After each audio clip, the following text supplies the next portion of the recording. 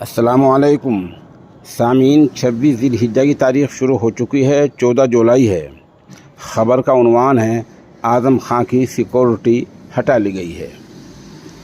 Samajwadi party के कदावर leader, party के बड़े ओहदेदार आज़म खां की सिक्योरिटी 24 घंटे पहले हटा ली गई है।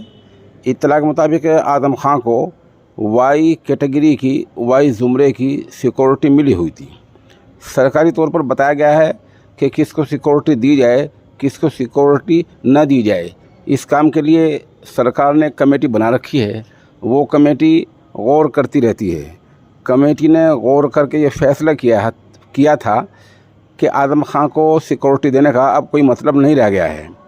कमेटी के इस फैसले से रामपुर के एसपी को आगाह किया तो रामपुर के एसपी ने उनकी सिक्योरिटी हटा दी है और आज बयान आ गया है कि आज़म खां की वाई कैटेगरी की सिक्योरिटी हटा ली गई है।